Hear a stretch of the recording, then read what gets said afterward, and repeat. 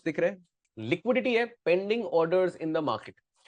एक लाइन अपने दिमाग में बैठा लो, price will always move in search of liquidity. Price हमेशा लिक्विडिटी ढूंढने के लिए या लिक्विडिटी क्रिएट करने के लिए ही मूव करेगा, भले ही वो ब्रेकआउट है, फॉल्स ब्रेकआउट है, कंसोलिडेशन है, कुछ भी टाइप का मूव कोई भी टाइम फ्रेम में। अच्छा, ये एक बहुत इंपॉर्टेंट चीजें बता देता हूं पहले। स्टॉक मार्केट्स का नेचर फ्रैक्टल होता है। फ्रैक्टल का मतलब जो भी कॉन्सेप्ट आप मार्केट में यूज करोगे वो हर टाइम फ्रेम पर एग्जीक्यूट हो जाएगा। तो ऐसा नहीं है कि छोटे टाइम फ्रेम के लिए अलग स्ट्रैटेजी है, बड़े टाइम फ्रेम के लिए अलग स्ट्रैटेजी है, ऐसा कुछ नहीं है। डिफरेंट मार्केट्स के हिसाब से डिफरेंट स्ट्रैटेजी होगी, जो भी हमने समझा लिक्विडिटी बेस्ड ट्रेडिंग मॉडल और वॉलिटिलिटी बेस्ड ट्रेडिंग मॉडल में। टाइम फ्रेम के हिसाब से कभी भी स्ट्रैटेजी चेंज नहीं होती। Markets are always fractal in nature, मतलब 1 मिनट पे जो वर्क करेगा वो 1 डे पे भी वर्क करेगा, जो 1 वीक पे वर्क करेगा वो 3 मिनट और 5 मिनट और 15 मिनट पे भी वर्क करेगा।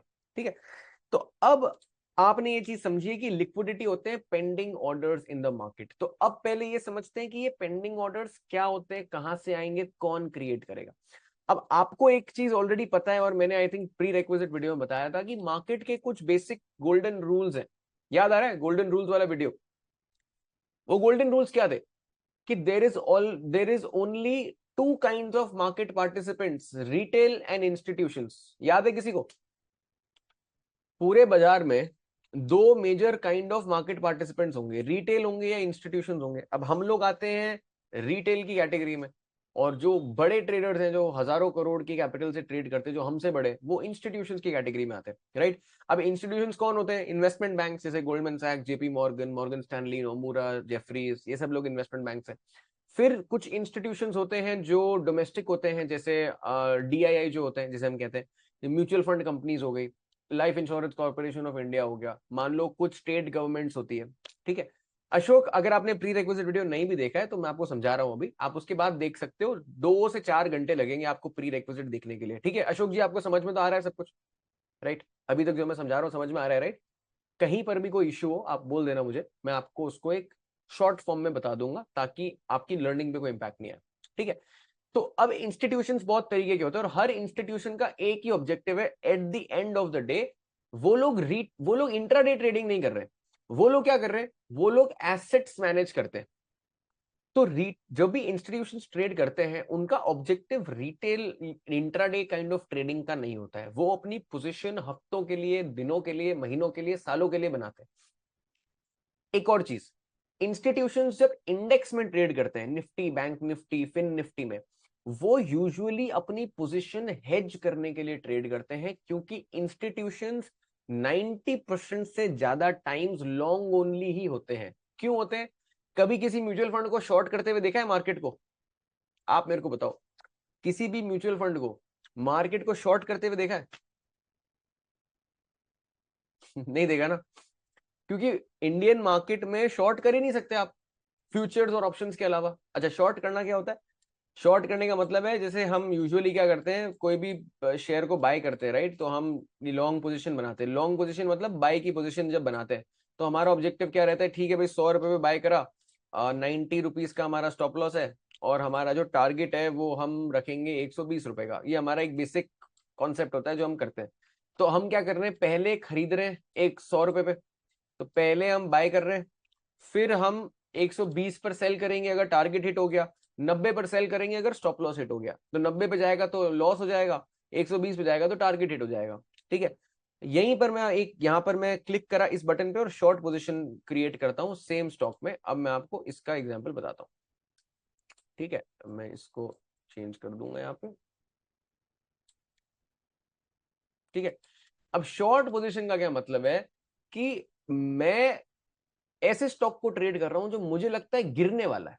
अभी क्या करते हैं हम, जनरल पर्सपेक्टिव क्या होता है, हम वो स्टॉक बाय करते हैं जो हमें लगता है ऊपर जाएगा। अब व्हाट इफ मेरे को ऐसा स्टॉक को, मेरे को एक स्टॉक मिल गया जो ओवर वैल्यूड लगता है, मेरे को लगता है यहां से नीचे जाएगा, तो मैं क्या कर सकता हूँ? शॉर्ट सेल कर सकता हूँ। शॉर्ट सेल मतलब मैं पहले 120 में बेच दूंगा, मैं 130 का एसएल लगा दूंगा, और मैं 90 का टारगेट रखूंगा कि भाई ये जब 90 पर जाएगा ना तब मैं मेरा प्रॉफिट बुक कर लूंगा। तो मैं क्या करूंगा, मैं पैसा तब बनाऊंगा जब जो प्राइस है वो नीचे जाएगा, जब वो प्राइस मेरी एंट्री प्राइस से नीचे जाएगा तब मैं पैसा बनाऊंगा, राइट। तो शॉर्ट सेल जब मैं करता हूं तो मेरा ऑब्जेक्टिव है कि मेरे को बाजार को गिरते हुए देखना है। जब मैं लॉन्ग पोजीशन बनाता हूँ या बाय की पोजीशन बनाता हूँ तो मेरा ऑब्जेक्टिव है कि मेरे को बाजार को बढ़ते हुए देखना है। यस और नो, ये चीज सबको समझ में आती है? अगर कोई बिगिनर है तो मैं उसके लिए एक्सप्लेन कर रहा था कि लॉन्ग और शॉर्ट का मतलब क्या होता है। ठीक है, एवरीवन ओके विद दिस? ठीक है, परफेक्ट। अब फिर से आ जाते हैं। ठीक है, तो अब दो टाइप के मार्केट पार्टिसिपेंट्स हैं, रिटेल और इंस्टीट्यूशंस। अब मैंने आपको बताया इंस्टीट्यूशंस तो लॉन्ग ओनली होते हैं, तो उनका इतना एक्सपोजर होता है मार्केट में कि उनको एट ऑल टाइम्स एक इंश्योरेंस टाइप की चीज चाहिए कि गिर गया अगर बाजार तो मैं लॉस नहीं ले सकता ज्यादा, तो इसलिए वो इंडेक्स में पार्टिसिपेट करते हैं। इंडेक्स में अभी रिटेल ट्रेडर्स ने तो क्या जुआ बना दिया है, मतलब कैसीनो बना दिया है कि निफ्टी बैंक निफ्टी रोज सुबह आए, अपना हाथ साफ कर लिया, थोड़े पैसे बन गए, कभी पैसे चले गए, रील्स बन रही है, एक पूरा माहौल बनाया हुआ है। आप में से कितने लोग अग्री करते हो? ऑप्शन ट्रेडिंग का तो पूरा कसीनो का माहौल बनाया हुआ है। ये प्रीमियम हीरो जीरो हो रही है, 7 रुपए से 50 रुपए जा रही है, 1,000 रुपए की 1 लाख रुपए बन रहे हैं, सारी टाइप की बातें हो रही है। ठीक है, तो एक पूरा माहौल बन चुका है कि भाई ये तो प्रॉपर कसीनो है, 9:15 बजे खुलता है, 3:30 बजे बंद होता है, और कुछ लोग तो ओवरनाइट भी करते हैं। तो अब आपको एक चीज समझनी पड़ेगी, ये निफ्टी और बैंक निफ्टी में जो लोग एक्चुअल में इसको मूव कर रहे हैं उनका ऑब्जेक्टिव ट्रेडिंग तो है ही नहीं, उन लोग का ऑब्जेक्टिव हेजिंग है। वो लोग अपने पोजीशंस बना रहे हैं, क्रिएट कर रहे हैं। अब इसमें कुछ इंस्टीट्यूशन ऐसे भी होंगे जो प्योरली ट्रेडिंग के पर्सपेक्टिव से कर रहे हैं, पर उनका वॉल्यूम कम होता है। जैसे फॉर एग्जांपल मैं स्टॉकविज का फाउंडर हूं, मैंने मान लो एक फर्म बना ली अपनी, मैं भी एक इंस्टीट्यूशनल ट्रेडर बन गया, मैंने एक 50-100 करोड़ रुपए का फंड बना लिया और मैं कोई इन्वेस्टिंग इन्वेस्टिंग नहीं कर रहा, मैं तो प्योरली ट्रेडिंग कर रहा हूं, तो मेरा तो साइज बहुत छोटा है। जो 1-1 लाख करोड़ रुपए का एसेट्स मैनेज कर रहे हैं वो लोग कोई ट्रेडिंग नहीं कर रहे, वो लोग सिर्फ इन्वेस्टिंग को मैनेज कर रहे हैं। तो इंडेक्स की ट्रेडिंग की जहां बात करते हैं वो सुपर कंपेटिटिव होगी। सुपर कंपेटिटिव मतलब very tough nut to crack. Number two, बहुत ज्यादा क्राउड होगा, बहुत सारे रिटेल ट्रेडर्स ट्रेड करेंगे, बहुत इंस्टीट्यूशंस ट्रेड करेंगे, बहुत एल्गोरिथमिक ट्रेडिंग होगी।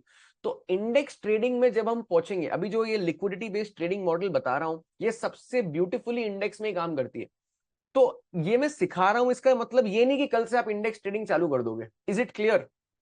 क्योंकि इंडेक्स ट्रेडिंग में ना बहुत सारे फैक्टर्स और पैरामीटर्स होते हैं जो भी आप सीखना बाकी है, तो जल्दीबाजी मत करिएगा। Is it okay? तो अब रिटेल और इंस्टीट्यूशनल ट्रेडर्स दो टाइप के ट्रेडर हो गए। अब जो रिटेल ट्रेडर है वो दो टाइप के ऑर्डर एग्जीक्यूट कर सकता है, या तो एक फ्रेश बाय ऑर्डर या एक fresh sell order. Do you agree? या तो एक फ्रेश बाय या एक फ्रेश सेल ऑर्डर प्लेस कर सकता है, या फिर एक स्टॉप लॉस ऑर्डर प्लेस कर सकता है। Do you agree with me? हाँ या ना? फ्रेश बाय मतलब अभी तक कोई पोजीशन नहीं बनी हुई है रिटेल ट्रेडर की, जैसे मैं रिटेल ट्रेडर हूं, तो मान लो अगर मैं एक मतलब नया नया ट्रेडर हूं मार्केट में, तो मैं या तो फ्रेश बाय की पोजीशन बनाऊंगा या फ्रेश सेल की पोजीशन बनाऊंगा। फ्रेश बाय की पोजीशन कब बनाऊंगा? अपने एनालिसिस के हिसाब से। अब 95% रिटेल ट्रेडर्स का एनालिसिस क्या है? उनका एनालिसिस ये है कि अगर एक ब्रेकआउट हो गया तो बाय कर लेंगे, डे हाई ब्रेक हो गया वॉल्यूम के साथ तो बाय कर लेंगे, पैटर्न ने इंडिकेटर दे दिया, पैटर्न ने इंडिकेशन दे दिया, ये सिग्नल दे दिया कि बाय करो तो बाय कर लेंगे, ट्रेंड लाइन ब्रेक हो गई तो बाय कर लेंगे, इंडिकेटर ने बोला, आरएसआई ने बोला, मैकडी ने बोला, या मान लो किसी और टाइप के इंडिकेटर ने बोल दिया बाय सिग्नल दी तो बाय कर लिया। तो क्या आप अग्री करते हो कि ये जितने भी breakout breakdown pattern trend line indicator ये सारे रिटेल ट्रेडिंग कॉन्सेप्ट्स के वजह से ही या तो फ्रेश बाय ऑर्डर प्लेस करूंगा या फ्रेश सेल ऑर्डर प्लेस करूंगा? करेक्ट? यस और नो? अच्छा, ये जो फ्रेश बाय और सेल ऑर्डर्स पंच होंगे ये एग्जीक्यूटेड ऑर्डर भी हो सकता है और पेंडिंग ऑर्डर भी हो सकता है। Do you agree? अब मान लो मेरे को ब्रेकआउट के बाद बाय करना है, तो मैं ब्रेकआउट आने के बाद बाय करूंगा, तो मैंने अपना एक ऑर्डर डाल दिया कि अगर प्राइस 100 रुपए से ऊपर क्रॉस कर जाए तो बाय कर लो, तो ये पेंडिंग ऑर्डर होगा कि एग्जीक्यूटेड ऑर्डर होगा? आप बताओ। एग्जाम्पल देता हूं, मेरे को पता है कि भाई ये स्टॉक का रेजिस्टेंस लेवल है, ठीक है, मेरे को लगता है कि भाई ये एक रेजिस्टेंस लेवल है स्टॉक का, ठीक है, स्टॉक अभी करंटली यहाँ पर ट्रेड कर रहा है, मेरे को लगता है कि अगर स्टॉक ने 100 को क्रॉस कर लिया, जो 90% रिटेल ट्रेडर्स को लगता है, राइट, कि अगर स्टॉक ने 100 को क्रॉस कर लिया ना तो स्टॉक में बहुत बाइंग आ जाएगी। तो मैं क्या करता हूँ, एक मेरे को जैसे ही 100 का ब्रेकआउट होगा ना, मेरे को बाय करना है, तो मैंने क्या करा, अपना एक ऑर्डर प्लेस कर दिया यहाँ पर कि जैसे ही प्राइस 101 रुपए पे आए मेरे को बाय करने हैं XYZ amount of shares.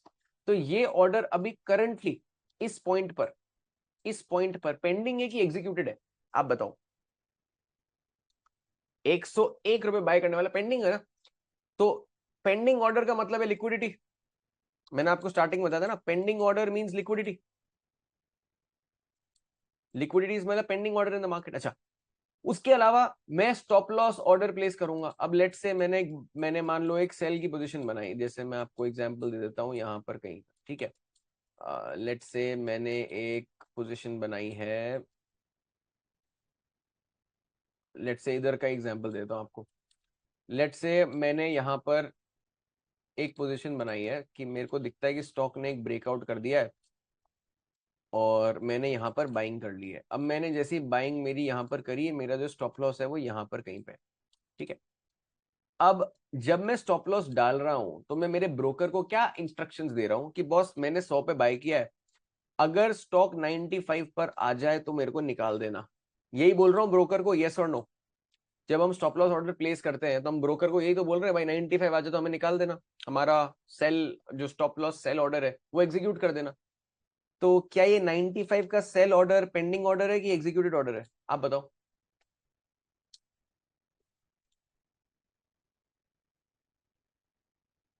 Pending order है, ठीक है। तो मतलब रिटेल ट्रेडर्स लिक्विडिटी क्रिएट करते हैं और इंस्टीट्यूशंस इस लिक्विडिटी को अब्सॉर्ब करते हैं। तो बहुत बार आपने देखा होगा कि स्टॉक क्या करेगा, स्टॉक यहां पर आएगा, ये सारी लिक्विडिटी ले लेगा, सारे स्टॉप लॉस ऑर्डर्स को खाएगा और उसके बाद प्राइस को ऊपर लेके जाएगा। अब इस पार्ट को समझते हैं ये कैसे होगा।